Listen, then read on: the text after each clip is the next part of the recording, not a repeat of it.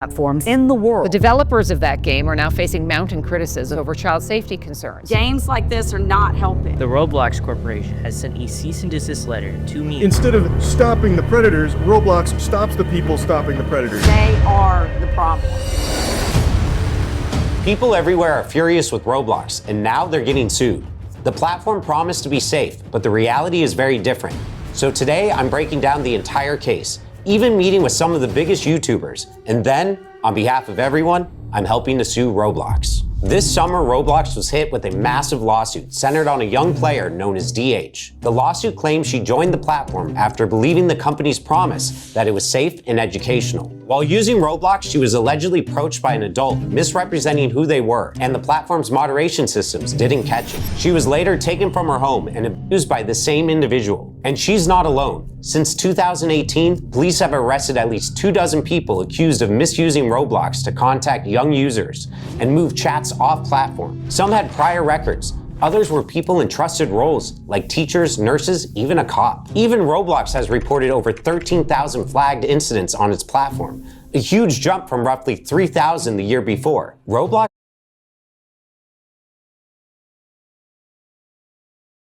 says that's just a small fraction compared to all US reports.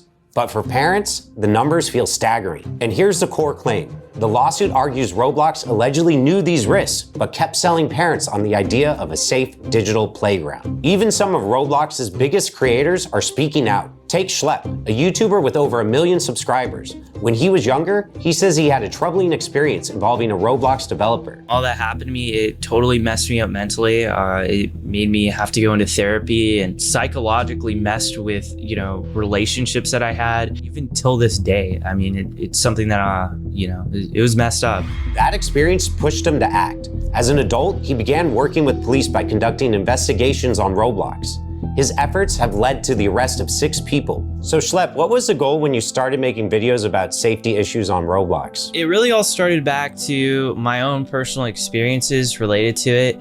I had some very negative experiences as a kid, and I was affected by a very popular developer. So I saw these issues firsthand, like I experienced them. But instead of celebrating him, Roblox banned his accounts and sent a cease and desist letter, accusing him of violating the rules against vigilante groups. They're trying to silence the whistleblowers. They're spending more energy going after people like Schlepp, but what they're doing, they're trying to put a muzzle on this whole thing. They're also trying to silence all the victims. And this is important, Mike. That same day, Schlepp dropped an 8-minute video where he described his ban, as well as his troubling experience with the Roblox developer. Schlepp slammed Roblox for failing to take action against the developer for years.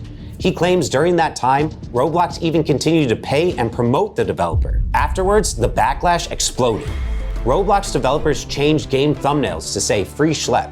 Thousands of players staged in-game protests. Even major creators like Moist Critical, Gideon, and Creekcraft piled on, calling Roblox backwards and hypocritical. #Free Schlepp trended worldwide. I was blown away with all the support, and it's been absolutely amazing reading all the messages. It was trending on Twitter for 3 days straight when the news first broke of it. And I mean, people were just outraged. They saw it for what it was. They were silencing someone trying to blow the whistle. I think that's a really, really powerful thing. He was a 22-year-old kid. He was just a gamer. And I think he really stepped up to the plate to stand up to this Goliath. Then it went mainstream. Congressman Ro Khanna publicly backed Schlepp, sharing a petition demanding Roblox improve its safety. That petition hit 100,000 signatures in less than a week, and Roblox's stock price dropped by $12 billion. Now, Schlepp, did you expect your videos to get as much attention as they did? Honestly, no. My whole goal with these videos was actually just to bring this to the attention of Roblox. Like, I wanted Roblox to see what was going on, because I was reporting these communities to Roblox. I was making reports on a lot of these people. Nothing was happening. And the only other thing you can do is go public with it. So that's what I did. But the story doesn't end there. Schlepp just announced he's suing Roblox, not over the ban, but over the damage he says he suffered years ago from a developer on the platform. His lawyer confirmed he's also representing many others with similar stories. We have over 800 cases involving sex abuse. These are personal injury claims. So survivors are coming forward because of the personal injuries and the trauma they experienced. Yeah, we think it's a very strong case, and I think that's part of the reason they're fighting so hard to try and move this into some types of confidential proceedings. So they think people will forget about what happened, and then they won't. And now, because of you all bringing this issue to my attention, I've made the decision to team up with Schlepp's lawyer. Here's a few summer glow up tips. To start, we have a self-tan spray for that extra glow. Next, Because of you all bringing this issue to my attention, I've made the decision to team up with Schlepp's lawyer to help sue Roblox. Reach out to my firm, IThinkIHaveACase.com, if you've gone through something similar. If someone is scared about something they experienced on Roblox, what would you tell them? I would tell them to call a lawyer, find out about their legal options, and let them know that they will be believed. There's strength in numbers.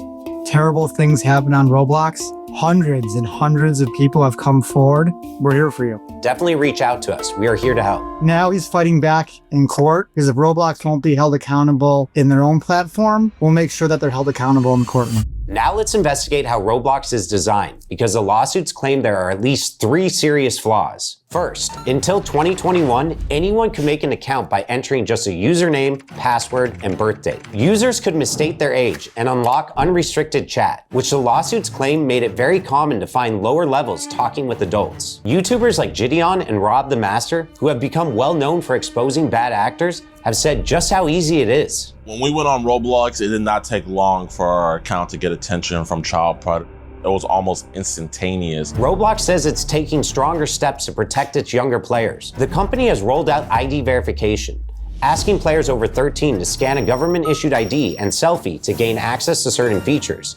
It's also testing age estimation, where machine learning guesses a user's age from a short video. And new features like trusted connections are meant to limit deeper chat and voice features to people you actually know in real life. You know, we weren't just finding 1 or 2 peppers on there. We've caught 6 off of the game itself. But not only that, we've had dozens of these guys just contacting and grooming our decoy that we sadly weren't able to catch. And the real sad thing out here is that Roblox is going around telling parents that they're one of the safest apps for children, when from my own experience, that's not the case. Even with ID checks and trusted connections, the scale of the platform makes full protection something that has to be taken even more seriously. Unless you wanted to play the 17 plus mic up games and stuff like that. Anybody can pretty much sign up for Roblox. Next, the game uses in-game currency called Robux.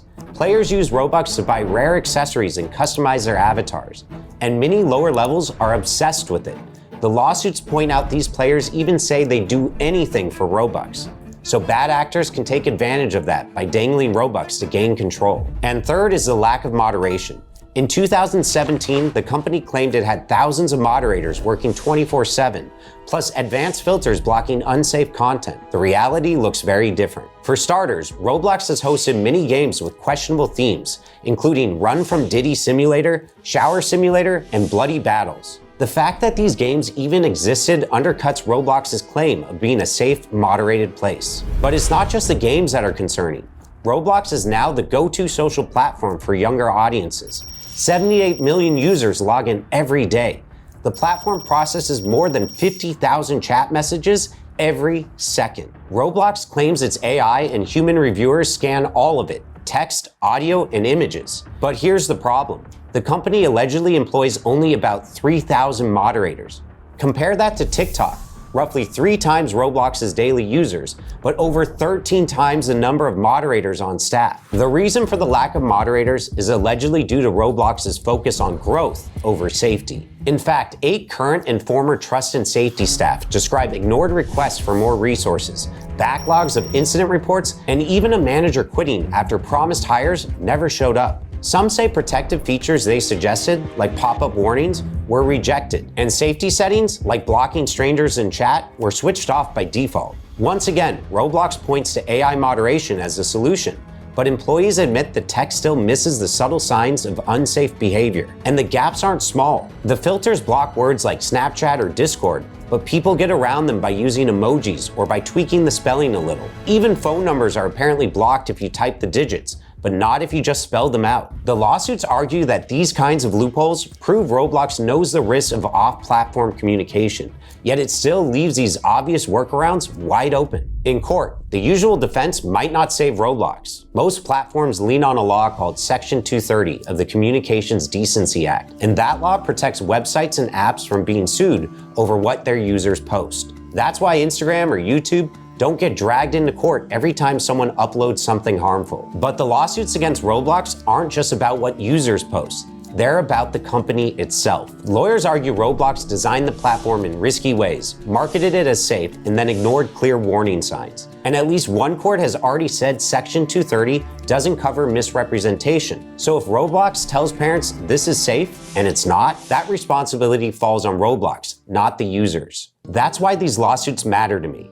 They represent more than just a few individual complaints. They're part of a broader movement pushing tech companies to take accountability, especially when their platforms are hurting younger players. Now, multiple cases are moving forward, and a jury will have to decide if Roblox should be held responsible. And if the plaintiffs win, the fallout could be huge, because it would set precedents that might force Roblox and other platforms like it to overhaul how they verify users and protect younger audiences. And I don't know how this video will perform or how many people will reach, because YouTube flags and restricts videos on this topic.